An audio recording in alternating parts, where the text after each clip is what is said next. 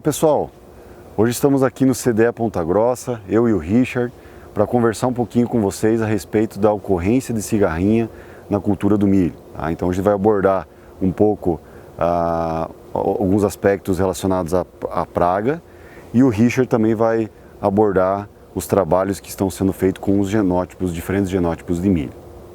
Pessoal, então com relação ao nosso recado hoje, né, da cigarrinha do milho, da Aulbos Maides, nós da Fundação ABC já estamos trabalhando então com relação ao entendimento, convivência com essa praga, desde a safra 2016-17. Então esses trabalhos se iniciaram então com os nossos produtores contribuintes da região do estado de Goiás e Distrito Federal. Depois, né, a gente já teve a oportunidade de trabalhar já aqui no sudoeste do estado de São Paulo, onde o problema realmente já também se tornou mais evidente depois de 2, 3 safras aí. E agora, né, pessoal, a gente está aqui na região mais alta do Grupo ABC, né, abordando justamente esse tema, né, a problemática da cigarrinha e o que ela pode ocasionar aí de problema na cultura do milho, tá, pessoal? Então, só para relembrar, né, a todos, tá, a cigarrinha do milho é um inseto sugador, então ela pode ocasionar danos diretos e outros danos indiretos. Então, se eu tiver uma população bastante elevada, ela também pode haver a formação de fumagina, né, com a cigarrinha, mas o principal problema em relação à cigarrinha do milho, pessoal, é que ela é vetor de doenças na cultura do milho. Então, quais são essas doenças? O chamado complexo de enfesamento, tá? O enfesamento pálido e o vermelho, então seja o espiroplasma e o fitoplasma, e também o vírus da risca, tá?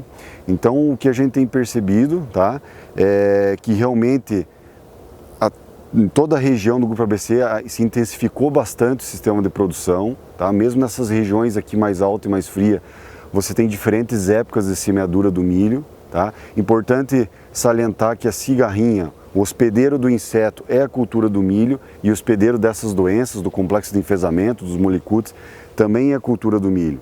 Então a presença de milho tiguera, né, a safra e safrinha, diferentes épocas de semeadura onde você tem essas pontes e dá continuidade, né, no ciclo do inseto, e ele sempre com o hospedeiro contaminado ali e se contaminando e depois transmitindo novamente para as plantas, né? Então realmente um cenário diferente. Esse cenário que a gente está vivendo hoje, a gente está trazendo esse recado para vocês, a gente já estava esperando que isso poderia acontecer, né? Mas não dessa forma, assim, tão realmente uma incidência bastante elevada, a gente tem observado do complexo de enfesamento nessa região mais fria, né, pessoal?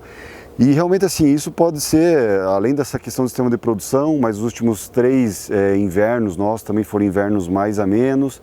Essa safra teve uma característica bem importante também que pode ter contribuído, né? Aquela primeira época de semeadura, no final de agosto, após a semeadura dessas lavouras, ficou um período bastante quente e seco, então que isso também venha contribuir para a praga, né, para a praga realmente aumentar em população, tá? E realmente ficou uma fatia, né, do milho plantado no cedo, talvez houve esse efeito de concentração dessa população nesse plantio do cedo. Mas é lógico que já na época preferencial já vieram novamente as semeaduras e o que importa, pessoal, é que a cigarrinha está presente nessa região. E a gente tem percebido aí em algumas lavouras com genótipos mais suscetíveis, né, realmente sintomas aí bastante drásticos, tá? Que a gente vai abordar um pouquinho isso aí. Um recado bastante importante, né, pessoal? Como eu falei para vocês, o sistema de produção é importante, a questão do milho como hospedeiro, né? Então, está presente na região, então isso são todas as coisas que para a gente entender o patossistema tem que realmente tentar eliminar essas plantas tiguera, evitar uma sucessão de plantio aí ao lado de lavouras com sintomas, né? Então uma série de cuidados. É lógico que os genótipos também, a resistência de genótipos é importante, e isso o Richard vai comentar um pouquinho com vocês. E por último, né, pessoal, a gente vem com a questão de tratamento de sementes com inseticidas ou aplicação de inseticidas, seja ele químicos ou biológicos, para manejo dessa praga. Então vejam que o inseticida ele entra lá no final da tomada de decisão. Tem uma série de fatores antes a ser levado em conta para que a gente consiga conviver da melhor forma possível com a cigarrinha, tá? Pessoal, eu queria demonstrar rapidamente para vocês alguns sintomas, então, né, bem característicos do que a cigarrinha pode ocasionar ou transmitir esses complexos de enfesamento para a cultura do milho. Pessoal, então, um dos pontos, né,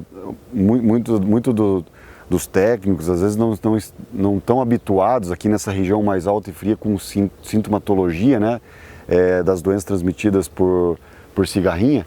E aqui um exemplo, ó, né, eu havia comentado para vocês da virose transmitida por cigarrinha, então fica bem evidente, né, isso aqui é o vírus da risca, tá? Então uma virose transmitida pela cigarrinha, a gente percebe que alguns híbridos realmente não apresentam tantos sintomas do complexo de enfesamento, mas tem uma incidência bastante elevada do vírus da risca, tá? Outro sintoma bem característico, tá, pessoal, do complexo de enfesamento, daí sim, né, ficando bem evidente, tá? Então você tem um amarelecimento ou um avermelhamento, né? Começa a avermelhar essas folhas lá do pendão para baixo, né, em direção à espiga. Então você veja que esse material aqui provavelmente é um material bastante suscetível, né? E isso é um dos pontos, tá, pessoal, que a gente quer também abordar e deixar claro aqui, né? Pelos trabalhos que a gente já vem conduzindo, né, com relação a manejo dessa praga, pensando em aplicação de inseticida, tratamento de semente, a gente percebe que materiais que são bastante suscetíveis, se eu tiver uma população aí, e a população precisa ser elevada de cigarrinha, ela estiver contaminada, eu não consigo proteger um genótipo assim suscetível com aplicações de inseticidas. Então a gente não observa respostas lá, né? Ela não consegue manter o potencial produtivo da cultura.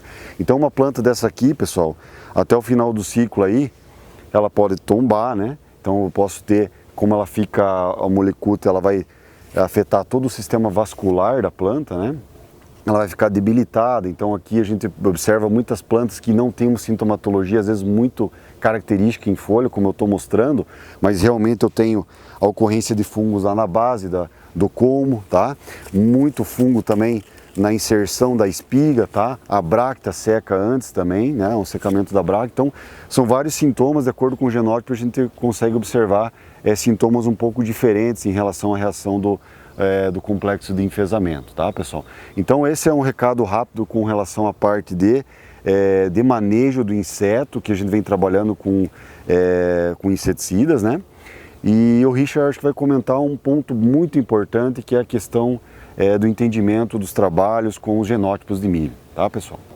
Então, como o Elderson falou, a gente vai falar um pouquinho sobre os trabalhos de genótipos, né? Hoje a gente tem uma rede de ensaios, né, onde a gente, desde 2016, né, através do DF, lá no Distrito Federal, a gente já vem avaliando a cigarrinha, tá? Bom, nós basicamente dividimos a região aqui do Grupo ABC em 3 regiões, tá? A gente sempre fala isso, vocês já estão acostumados, que é a região quente, intermediária e a região fria, tá? Basicamente a gente tem 2 modelos de ensaio no verão, né? Que é os ensaios que nós estamos aqui, que está aqui atrás, que nós chamamos de plantio no cedo, né? Ou plantio antecipado. Normalmente esses ensaios visam, né, trazer, né, os melhores genótipos para o produtor, né, para o nosso cooperado, visando uma segunda safra, né? Então esse é um modelo de ensaio que a gente tem dentro do sistema de produção. E o segundo ensaio, que é o que a gente mais tem ensaios, né, em termos de número de ensaios, é da época preferencial, tá?